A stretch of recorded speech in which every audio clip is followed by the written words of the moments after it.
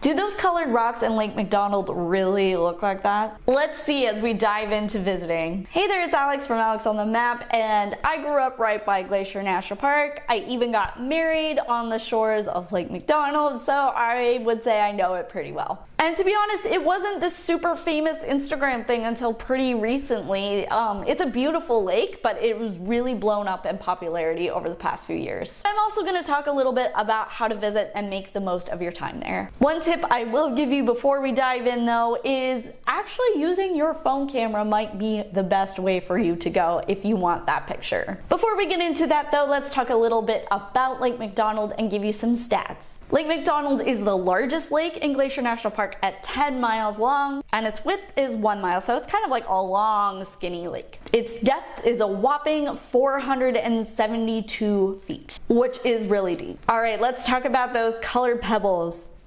This is the main reason why people have chosen to visit Lake McDonald over the past few years. And there is a reason why those colors show up so well in photography. Much of it has to do with how this glacier valley was formed and the amount of minerals, types of things that are in those rocks. So when you see the green rocks, that means that there is not a lot of iron in that rock. And when you see the red rocks, that means there is a lot of iron in those rocks.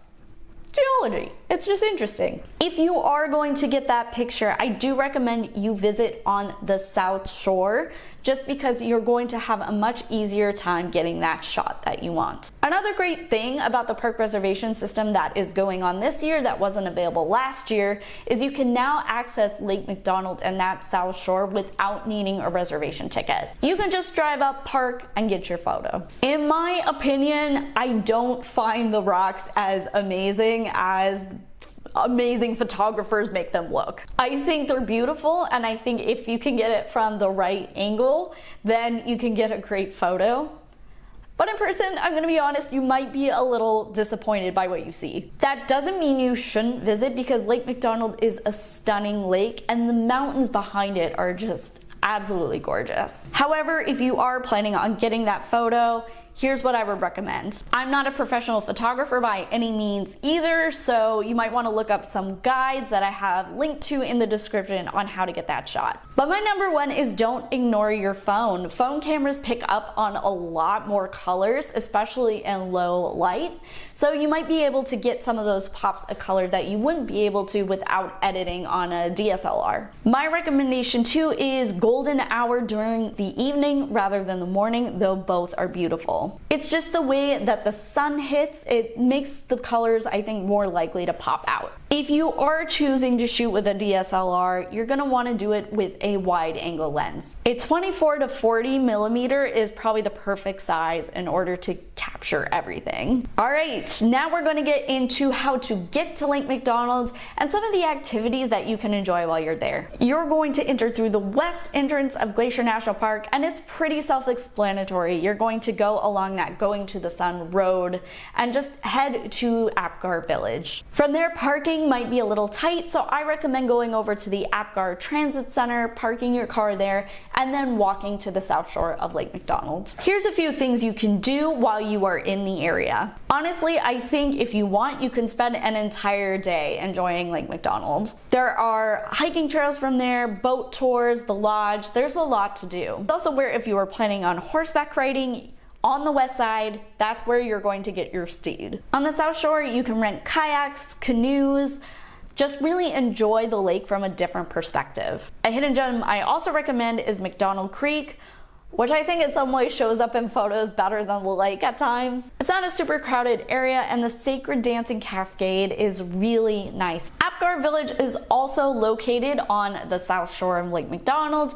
That's where you're probably gonna wanna take your photos. If you are hungry, you wanna grab a snack, if you're backcountry camping and you need to pick up a few things, this is a place to do it. It's actually one of the places you will pick up a wilderness permit if you are in the backcountry. You can also stay right on the shores of Lake McDonald. The Apgar Village Inn is located here. Spots fill up fast. It's kind of difficult to get a reservation there, but it does make things a lot easier when planning your trip. Apgar also has a great visitor center. I highly recommend it for kids.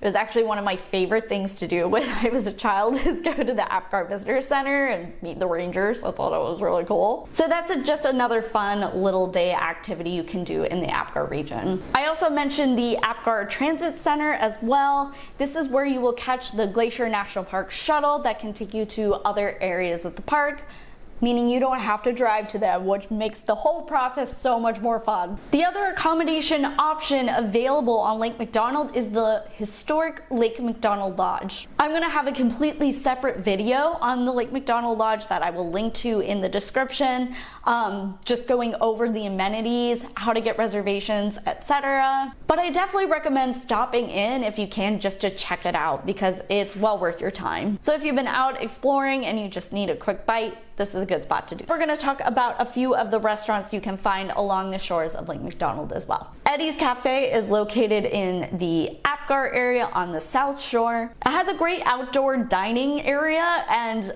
honestly some delicious huckleberry ice cream. So if huckleberries are on your list of foods to try while you are in the park, this is a good place to do that. It's mostly family fare, nothing too extravagant, but it's perfect after you've gone on a hike and you just need something filling. Within the Lake McDonald Lodge itself, you have two options. You've got Russell's Fireside Dining Room, which harkens back to like the old days of the park where people would come in by horseback and just enjoy that area. I honestly don't find it that expensive considering that it is in the lodge, and typically food like this would be a little on the pricier end. One thing I do recommend is getting there right at 5 p.m. because it doesn't take reservations and then they can seat you right away. You're good to go. Lux Lounge is located right next door to Russell's.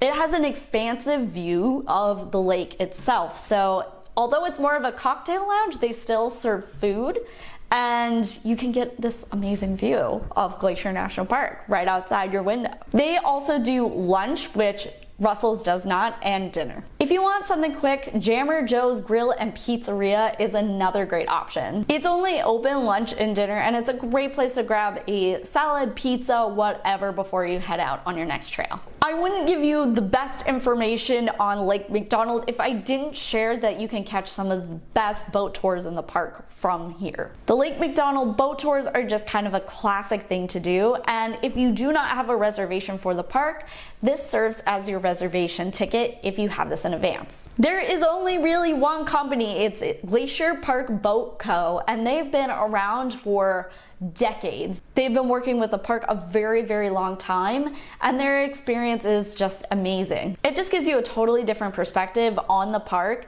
and you can see a lot more wildlife from the lake shores. You get information from the guides.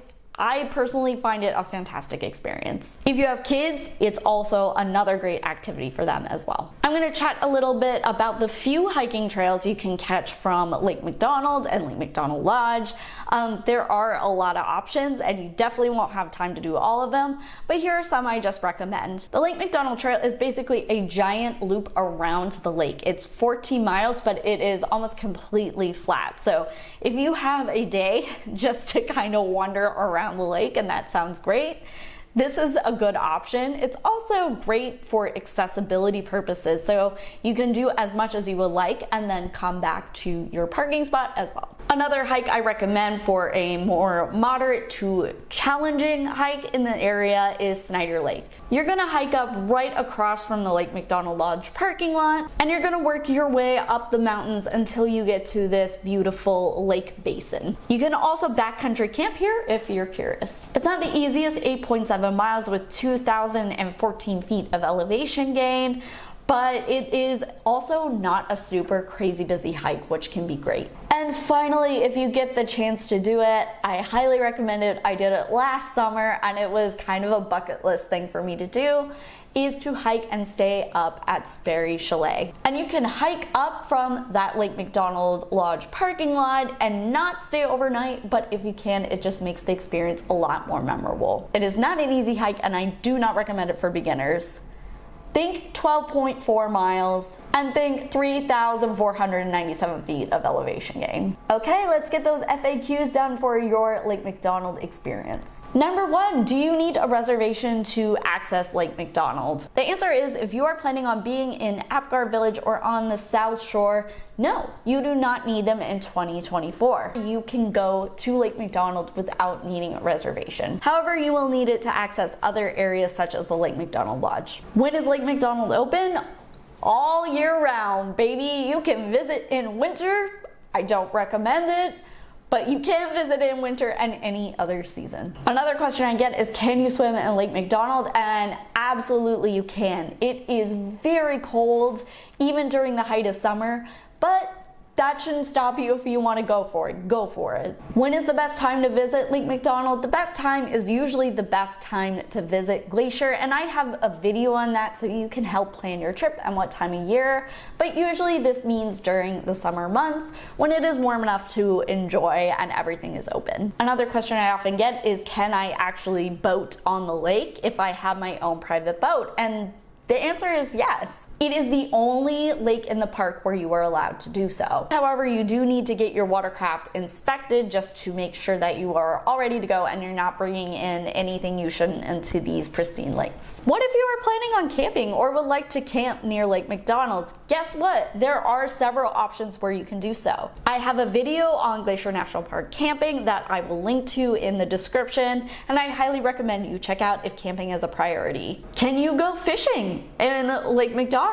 You can. I wouldn't recommend it. If you are a fisher person, there's a lot greater lakes within the Flathead Valley that offer you a lot more fishing options and a better experience in general. However, if you want to, go for it. You don't need a permit to fish in the park, which is pretty nice, but yeah, what you catch I don't think is going to be great, but go for it if you want. Another question I often get is, can I bring my dog to Lake McDonald? And the answer is yes.